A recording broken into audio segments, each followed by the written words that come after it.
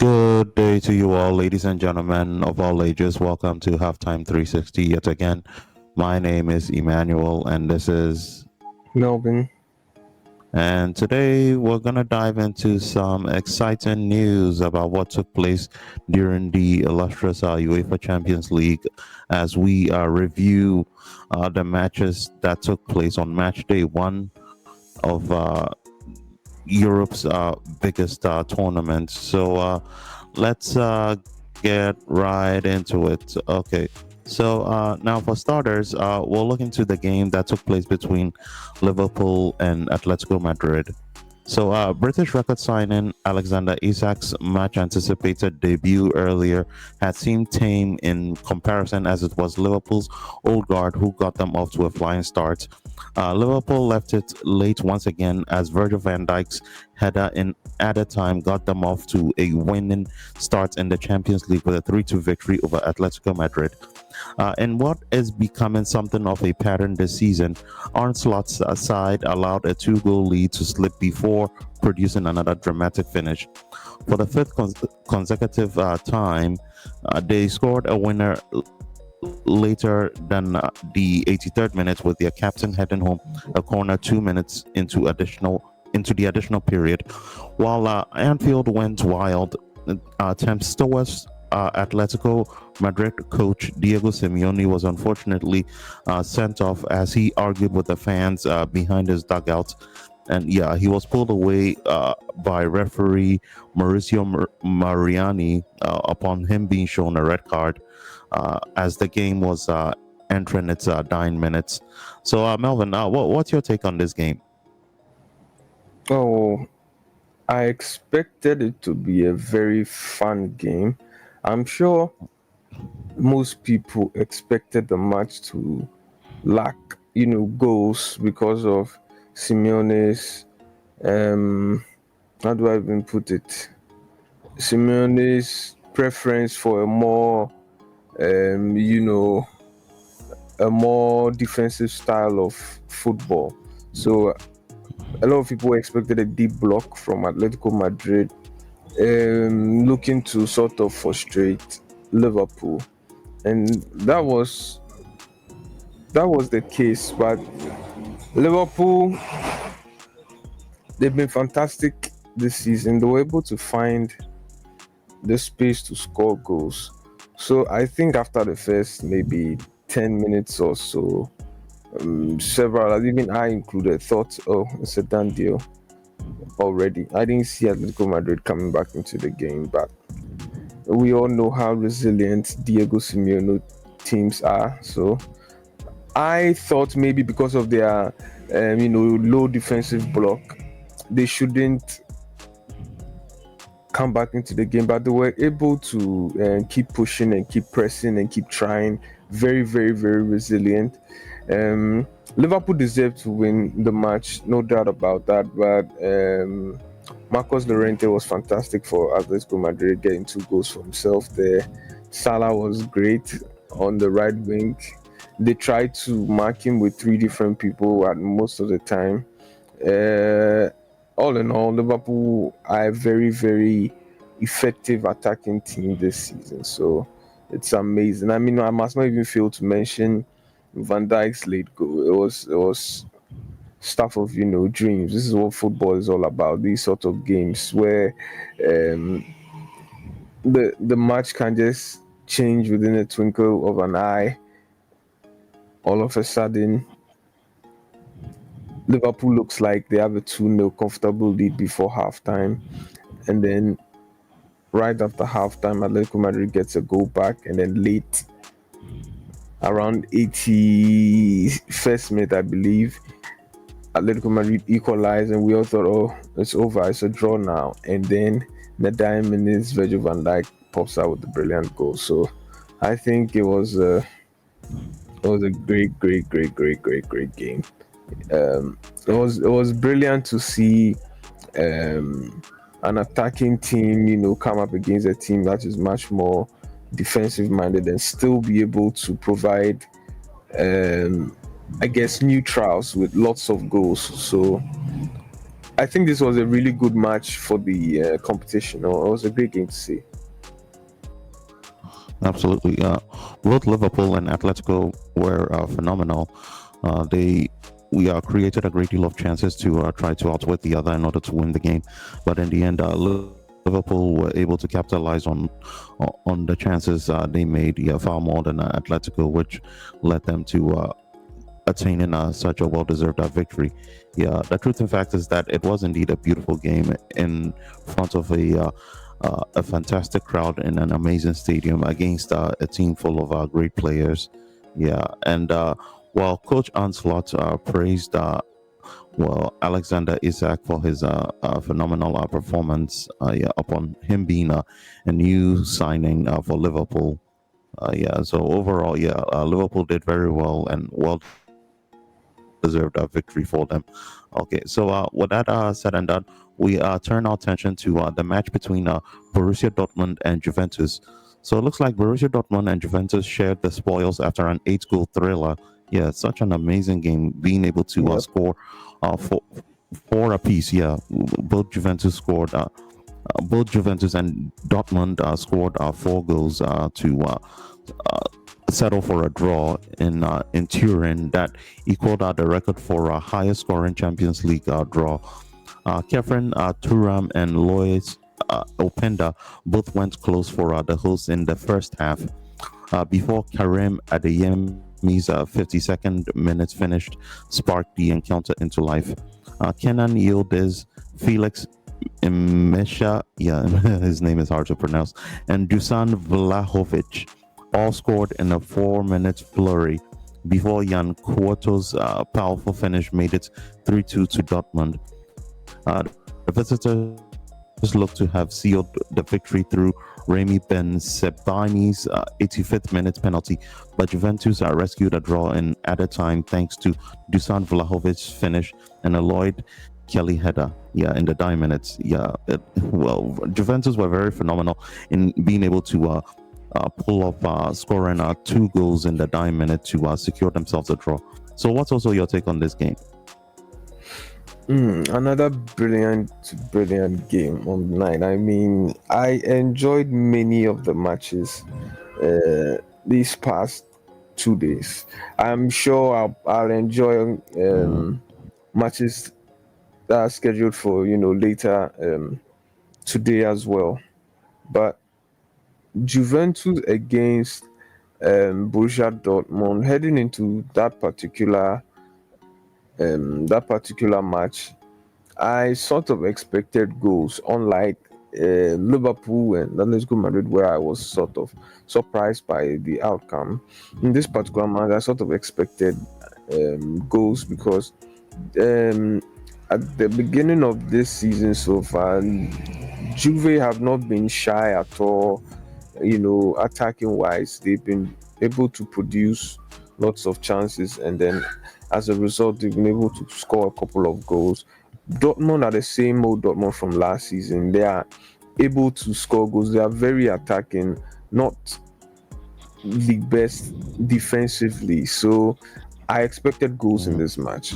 I did not think that Juventus were at the level where their defense would be extremely solid or compact, or should I say, familiar with, how to stop specific attacking patterns. So I expected both teams to concede a couple of goals. I thought it would be a free flowing match, and it played out exactly how I was thinking it would go.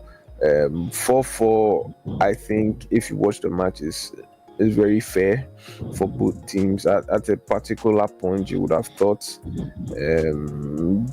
Dortmund would have gotten away with it, but that was not the case. Yeah, It absolutely. was Yeah, it was a brilliant game, a couple of beautiful goals. Yildiz scoring that beautiful curler into the top right hand side. Adeyemi's sculpture from distance with his left foot. The beautiful header from I think Benson Biani or Baini or so. No, I think that was a penalty. There was a header That must have been Kelly from Juventus. I think that was the equalizing goal. Yeah, that was a beautiful header there. Vlahovic, as always, showed us his clinical, finishing. So it was a good game. No, both teams were not too focused on controlling ball possession. They wanted to create chances, and they were able to create enough chances. Once again, this is a match that neutrals would have absolutely loved. They had everything: tackles, shots, and goals. It was brilliant. Right. Absolutely. Yeah. Both of the teams were sensational. They played outstandingly well, especially in the second half. It just went back and forth. It was open and fantastic for the spectators. But overall, yeah, both teams look very satisfied with their performances, given that they're also titans in Europe. Even if it sounds a bit skewed after the final minutes, yeah, they played a good game, conceded a few goals, and kept coming back. Yeah, and well, eventually it just winded up being a draw. They just had to share the points at the end of the game. Okay, so with that said and done, what we turn our attention to the match between Athletic Club as well as Athletic Club and Arsenal. So Gabriel Martinelli scored just 36 seconds after coming on as a substitute to fire Arsenal to an impressive 2-0 win over Athletic Club in their Champions League opener in Athletic Bilbao. So Martinelli had just been introduced as a replacement for Eberechi Eze when he raced onto fellow sub Leandro Trossard's ball over the top. The Brazilian took one touch with his head and then two further touches at speed before firing under the body of goalkeeper Unai Simon with 18 minutes remaining. Then, with 3 minutes to go, Martinelli turned provider when he pulled the ball back for Trossard, whose shot at goal flicked off the upright and into the net. It has been 132 days since Arsenal were eliminated by Paris Saint-Germain in the semi-finals, and Mikel Arteta's players began their bid to win the Champions League for the first time at a hostile San Mamés stadium back in Bilbao. So, what's also your opinion on this game? Arsenal and Athletic Bilbao, sorry. Um, it is another of those matches that sort of played out uh, what you'd expect. I thought it would be a tight game, tight in the sense that Bilbao are not, pushovers, especially at their home. They kind of perform well there usually. So I was expecting them to try and, you know, prove to be a little bit stubborn or try to resist, Arsenal's attacking prowess. And it sort of worked for a considerable amount of time in the game. They were able to hold Arsenal at bay. Though this did not prevent Arsenal from creating several chances. They themselves were able to get Bilbao, that is, were able to get several shots. I believe they had about 11 shots in the game, but if you notice, none of those shots were big chances. So they struggled against Arsenal's press and defense. On the other hand, I thought it would be a tight game, but Arsenal will pull through. So I was not surprised Arsenal were able to get the goals late on in the game. Around the 72nd minute, Martinelli came on and then scored a few seconds later, and then Leandro Trossard finished things off for them. I'm not surprised by this outcome, though you could say on another day Bilbao could have stolen a draw because they tried to remain compact and frustrate Arsenal, and that was the case for most of the game. But Arsenal, which is a team that seems to be improving each and every season, seem to have enough for Bilbao today. They seem to have enough to just get the result over the line, and so kudos to them. I think it was a good game. If you watch the match, Arsenal created a couple of chances. There was a diving header by Gilchrist that went just wide. There was a shot that went straight to the keeper from Gilchrist driving around the left hand side and then shooting with his left foot. That was claimed fairly easily by the keeper. And there were several chances. Bilbao at the beginning of the match they didn't look too bad in the game. They looked to be able to move the ball around and get into the final third. It was just extremely hard for them to break down, Arsenal's blocks. So I think it was a good game as well, a really good game. But Arsenal definitely deserved the victory, 2-0. Very brilliant match. Yeah, yeah, it was definitely a fairly even match, given that both clubs were seemingly evenly matched. According to Athletic Club's coach Ernesto Valverde, they knew Arsenal were strong in individual duels, which is something they had been working on. They tried to press them high. It was a tense game for them with some disjointed play, which they focused on making the most of the chances they had. But Martinelli was the one who caught on with all the moves and the goals that managed to slip past Bilbao and eventually led to Arsenal's inevitable victory. Yeah, okay. So, with that said and done, we then turn our attention to the match between Bayern Munich and Chelsea. So, yeah, Chelsea traveled all the way to the Allianz Arena this Wednesday. Harry Kane, who became a problematic individual for the Blues. His double was the difference as Bayern started their campaign with 3 points against Chelsea in Munich. The home side edged in front of Trevor Chaloba's unfortunate own goal, then quickly added a second when Kane converted a penalty after he was pulled to the ground by Moises Caicedo. Although Cole Palmer pulled one back almost immediately with a brilliant finish, Kane's second goal after punishing some uncertain defendants sealed the result. Cole Palmer, in the end, though, well, tried to score another goal, which unfortunately was ruled out as offside, thereby leading Bayern to carry the victory at the end of the day. So, what's also your take on this game?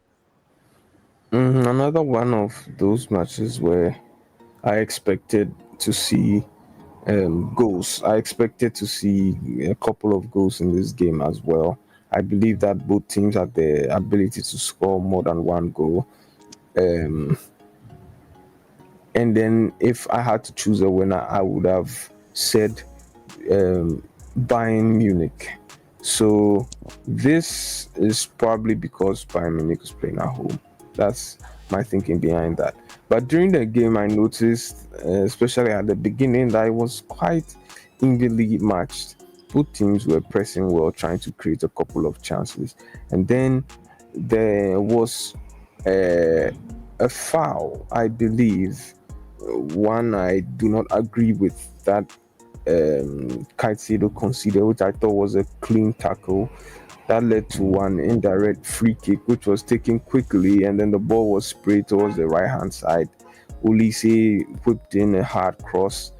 Trevor Chaloba, in trying to prevent Upamecano from gaining access to the ball, inadvertently conceded an own goal. And I felt like the poor decision from the referee sort of led to Chelsea conceding that goal. Then afterwards, Caicedo concedes a penalty. At this particular point, Bayern have started to get into the groove. The game seems to pull away from Chelsea a bit. Bayern's press looks like the more effective one in the game. Chelsea is sort of struggling to build out of it. They play in a similar manner, like how they did against PSG in the Club World Cup final, trying to bait Bayern to press and then get the ball from the keeper over towards the right wing to Gusto. But this time, it's not working. It looks like Bayern expected that particular tactic, so their left back was on his toes, and none of those long passes looked as threatening as they did in the Club World Cup final. So it looked like they sort of had nullified Chelsea a bit there. And then Chelsea is able to get the counter attack right Right. after they concede the penalty. Kopama runs beautifully. I believe drives through the middle, gives it to Reese James or Gusto, I don't remember correctly, who then returns it back to him immediately, and then he places it into the top left corner. It was a brilliant goal. So I thought, okay, the boys are playing with a bit of fire now. They might be able to equalize. Now, I thought things would change. I thought the coach was going to give them a couple of words, explain to them maybe exactly what was going on with Bayern's, press and stuff. But it didn't. It didn't. I mean, I'm sure he did, but it didn't look like that in the second half. The game seemed to pull away from Chelsea more and more. I could see Bayern's press was much more effective. It was stifling Chelsea's attackers of the ball. They struggled to create chances in the game in the second half. So there were a couple of moments where I noticed that Chelsea's um, central midfielders, when they were out of possession, Caicedo and Enzo Fernandez had been shifted towards the left hand side, and the middle of the pitch was open, allowing Bayern to, attack from there. I believe a similar scenario led to the third goal. So all in all, I didn't think Chelsea did too bad. Though I must also point out the fact that it was not their best performance in recent times. So there's a lot to work on for them. They were not too bad. They were able to score a goal. I believe on another day, the first goal probably would have been ruled out. Maybe they would not have conceded a penalty. And the third goal in itself being a back pass by Gusto sums it up. It was just Mm. an unlucky and unfortunate day for them. But Bayern did deserve to win this match. I mean, based on how effective their press was today, they were winning the ball, moving it quickly, creating chances. I think they deserve to win. I feel like Chelsea needs to put up a different sort of squad if they should face Bayern Munich next time, because there are moments in the match where Bayern is on the attack, and in the final third, they have Olise on the right wing who is able to cause damage, try and create chances or shoot. And then when Chelsea in 10 has the ball and they are also, in a sort of similar position to try and cause damage, they don't have Olise. Instead, they have to do with Malo Gusto, who is a terrific player. But I felt like against an opponent such as Bayern Munich, maybe Esteval would have, been a much better choice. Although he came on later in the game, I felt like we needed that sort of player on that part of the pitch early in the game so that Cole Palmer could, play in the middle. But it's what it is. I feel like it's a learning curve for them, and then kudos to Bayern Munich. They did well, so it was a good match to see as well. Right. Yeah, so even though they sustained a disappointing result, according to Tosin Adarabio, Chelsea defender, uh, they're happy to just be back in the competition. The third goal was what really killed the game off of for them, even though they still had their moments. But this is just the beginning of the campaign. Chelsea still have 7 games to go in order to turn things around. Yeah, definitely. Okay, so with that said and done, we'll then turn our attention to the game between Tottenham and Villarreal. So, UEFA Europa League champions Tottenham returned to the Champions League with a narrow 1-0 win over Villarreal. The hosts needed less than 5 minutes to score what proved to be the winner.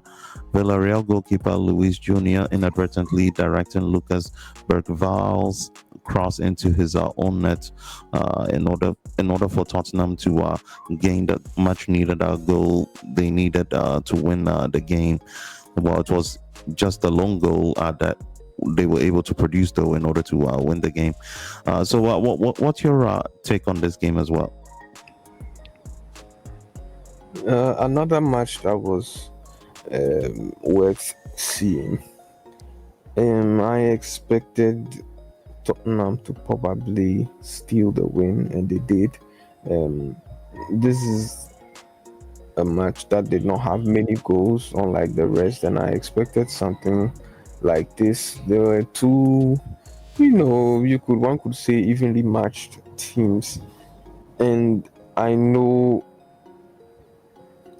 Thomas Frank is very, very capable of creating a team that is very dominant on set pieces. So I felt like if this match should sway towards any particular side, given they're playing at Tottenham's home stadium as well, I felt like if all else fails, a set piece could be the difference between both clubs, and it will probably go in favor of Tottenham Hotspur. So I am not surprised Tottenham was able to get this victory over the line. I feel like they deserved it, though it was a really, really hard game. They sort of deserved it based on how they played. I mean, both teams showed that they wanted to win. No lie about that. There were tackles, there were yellow cards everywhere. The Villarreal coach himself got himself carded. Um, I like it. I loved it. They tried, everybody wanted to win. Both teams came to play, they came to win the game, but only one team at the end of the day can secure victory. So I'm not I'm not too surprised it was um, Tottenham getting the victory. On another day, this match could have been a draw, but it's good for them. It was a good game for them. A goalkeeping error as well helps Mhm. them secure, their victory. So it's a good win for them. Another nice match to see. Right. Yeah. So apparently, for many of the players that partook in this game, this was their first experience in the Champions League, and it has served to confirm that they have the level to compete and enjoy this competition. Yeah, with everyone putting in their all, giving it their all to try to win the game. Yeah. So Tottenham have now kept clean sheets in 4 of the past 5 competitive matches, while they have also found the back of the net in 16 of their previous 17 UEFA competition games. Yeah, and this is just the beginning of the campaign, so we're definitely going to be seeing more from them. Yeah, as time goes on. Okay. So, with that also said and done, we'll turn our attention to the game that took place between Real Madrid and Olympic Marseille. So, a pair of penalties from Kylian Mbappe helped Real Madrid turn a deficit into victory in Xabi Alonso's first Champions League game at the helm. After withstanding early pressure from the hosts, Marseille struck first through Timothy Weah's emphatic finish, but Alonso's side were quickly level when Mbappe converted from the spot following a foul by Jeffrey Kondogbia on Rodrigo. Although Madrid had Danny Carvajal sent off in the 72nd minute, Mbappe struck again with 9 minutes left after Facundo Medina was penalized for a handball. Yeah. So what's your opinion on this game? Well, Madrid under Alonso have come a long way in a short time, I believe. I believe they are able to create consistently good chances in almost all their games so far. So I expected Madrid to score a couple of goals in this particular game. I understand Roberto's De Zerbi's ability to create an attacking team as well. So I thought they would try to be attacking themselves. This is Marseille. I did not expect them to come into the game and try and set up a block and hope for the best. So I'm not surprised at all that they came to play. I'm not even too surprised that they had a better possession, but I expected Madrid to end the day with the goals. I was surprised though, but by Carvajal's careless and reckless challenge, and I feel like penalties aside, Madrid deserved to win the game. They created the better chances. They had an absolutely fantastic attack, and they showed at the end of the day they were able to create chance upon chance upon chance. I feel like they need to work probably on how clinical and prolific their scoring should be. Aside from that, I feel like they'll be fine this season. They are showing a lot of improvement. They are getting used to how Xabi Alonso wants to use them this season. Mbappe looks like the shining star so far, at least, and I feel like they could be It could be a team to watch out for in the later stages of this particular competition. Right. That aside, I think it was a good game. It was a good game. Nice goals. Right. Yeah. So according to Real Madrid coach Xabi Alonso, so many things went on in this match. They were fantastic for half an hour. There was super pressure produced on their rivals. Lots of goals and chances. And he said they should have been ahead, but then they conceded. But overall, they still managed to win the game and come out on top. Yeah. Okay. So with that also said and done, we'll now turn our attention to the game between PSV Eindhoven and Union Saint Gillois. Yeah. Okay. So it looks like Union SG made its a memorable Champions League debut with a convincing victory against 1988 Champions League winners PSV. Promise David converted a cool ninth-minute penalty, and then the visitors doubled their lead in style just before halftime when Anor Ait El Haj completed a surgeon solo run with a neat finish. Kevin McAllister dashed any hopes of PSV comeback when bundling in from close range in the 81st minute, though Ruben van Bommel gave the home side the last word with added time approaching. Yeah, a rather disappointing match that took place, well, for PSV to be specific. Yeah, as they were expected to dominate and then win this game. So, what's your opinion about this?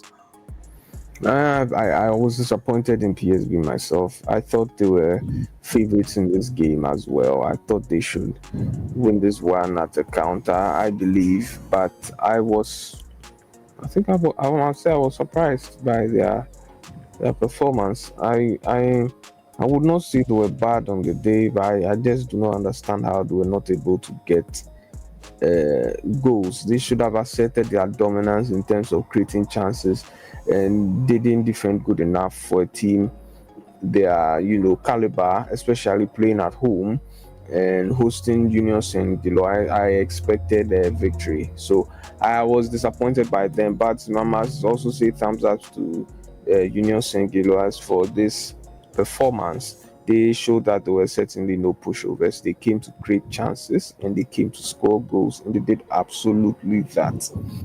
They played very well. They got a penalty early in the game, yes, but they were able to score two goals from open play as well. PSB could not get a goal until the 90th minute when all was already, said and done.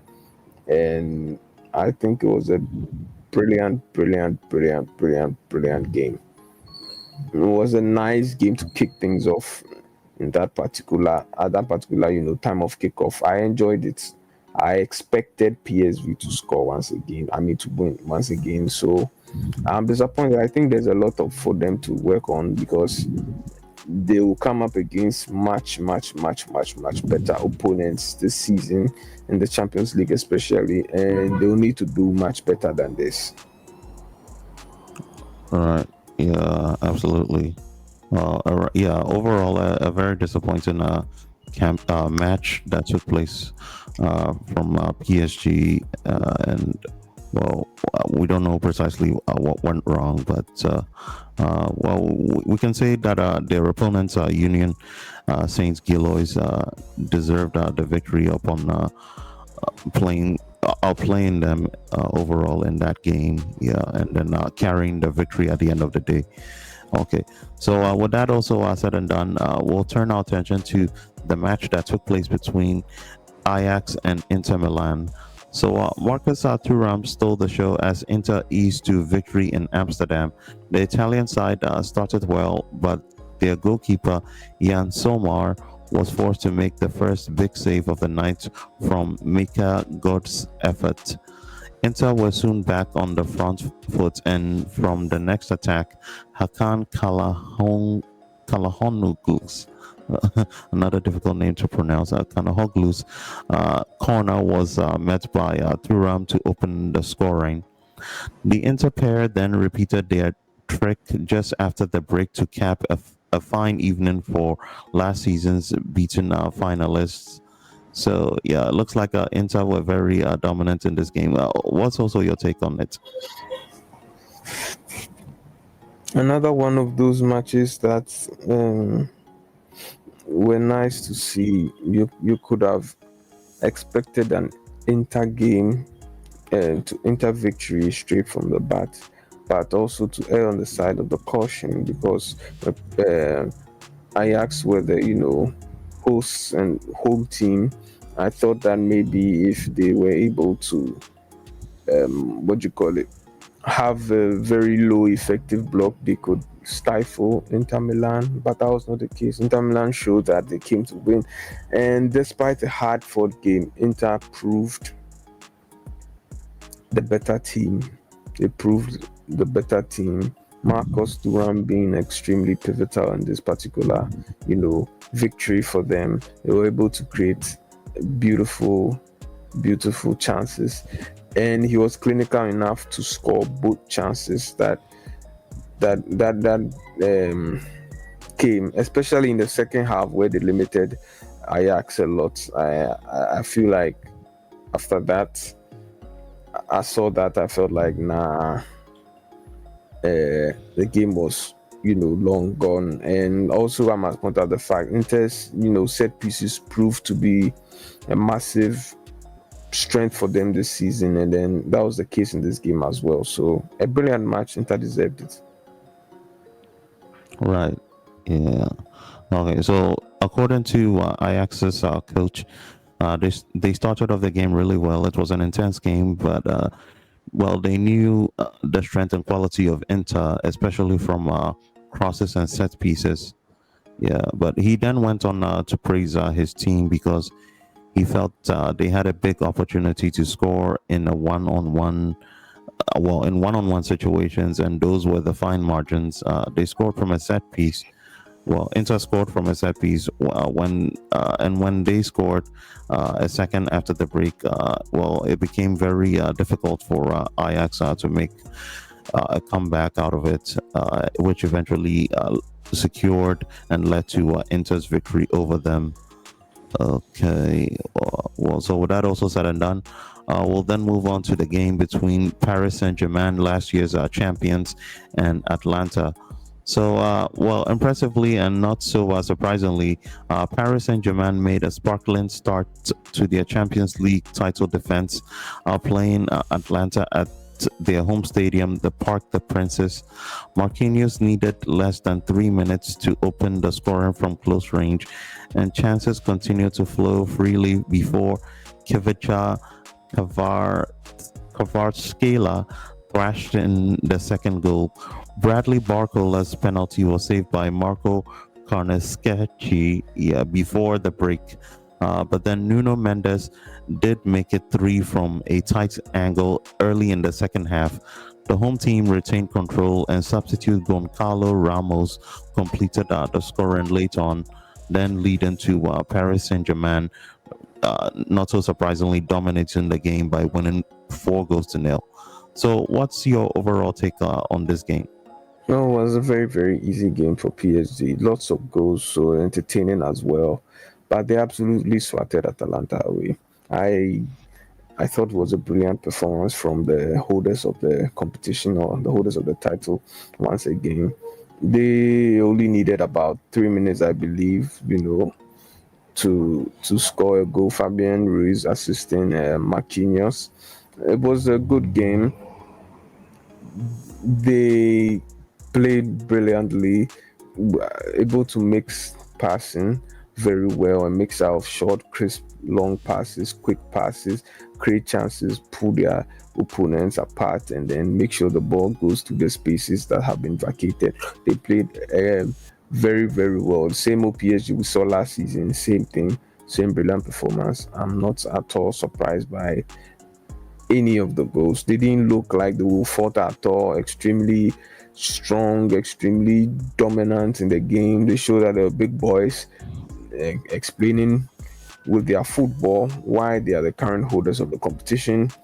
Um, they were great. I believe they had about 22 shots on target. It was fantastic. They played very, very good football, and It's also worth noting that they've only lost to one Italian team in their last 12 matches.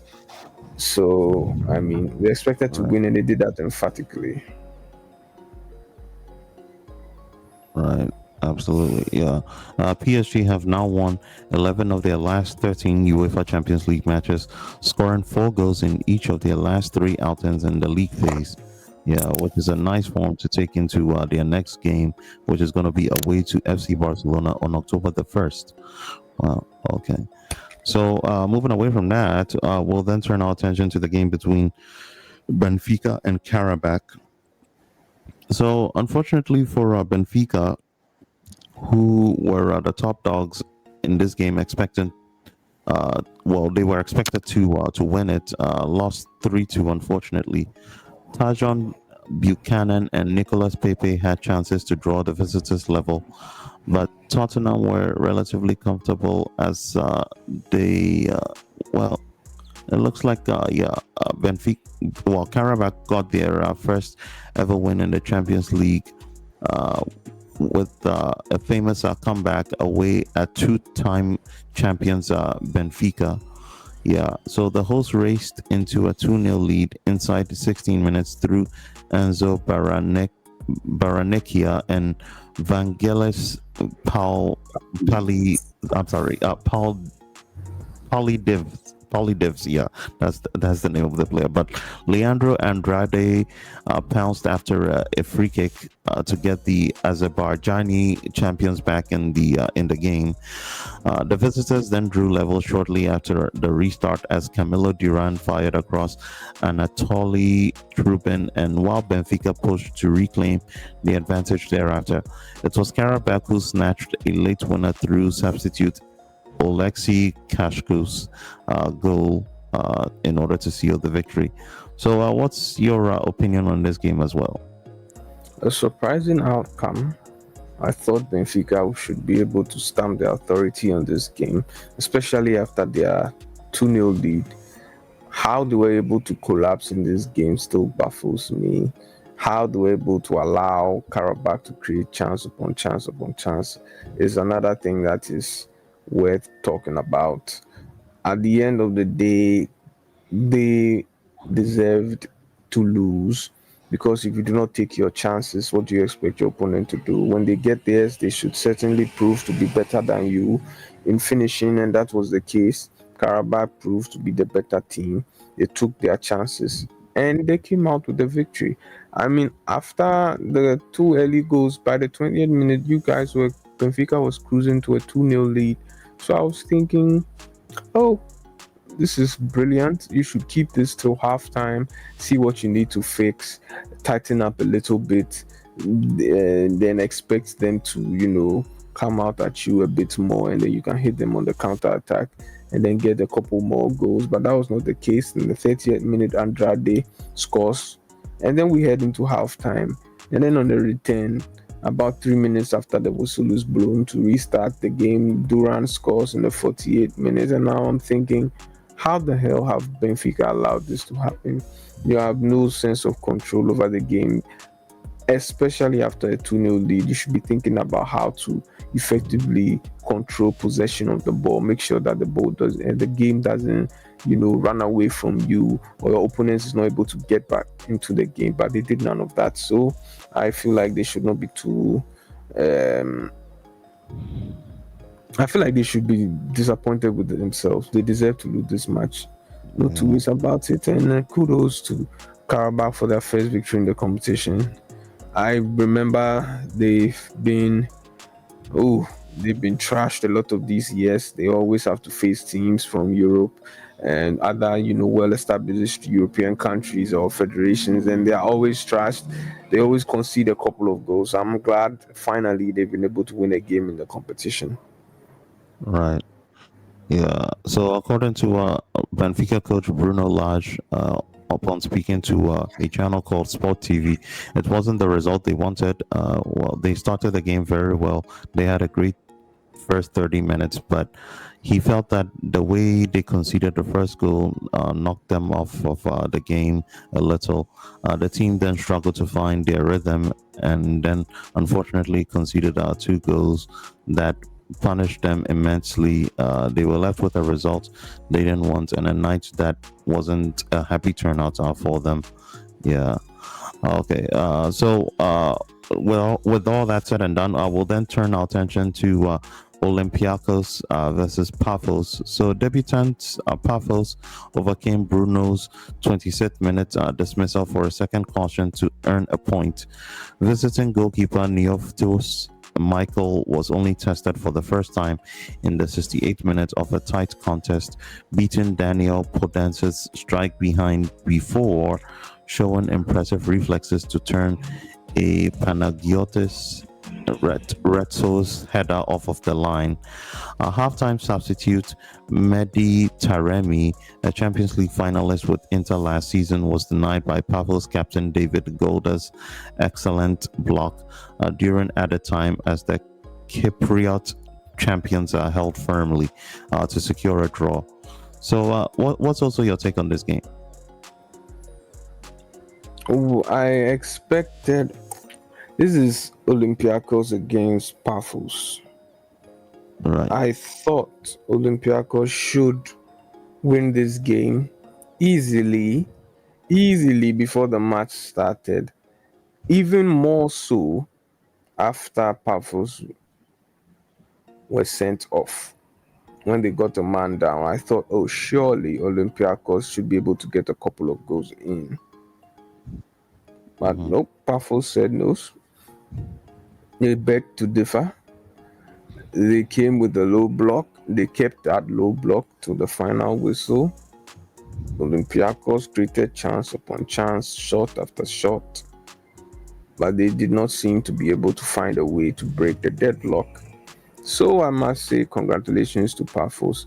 I believe they came to play for a draw and they got exactly what they came to play for. Olympiacos, though disappointing that they were not able to win this victory. This is a match they should have taken a commanding lead in. I thought they'd win this game easily. I'm surprised by how ineffective their shooting was in this game, and they need to work on that. If they want to qualify for the next stage, these are the sort of matches they should be winning. It will be much harder to dominate a team like Bayern Munich or Real Madrid or PSG or Arsenal. So when you get to play Paphos, you need to get your goals in. Other than that, it was a still match, pretty one-sided, but no goals. So it is what it is.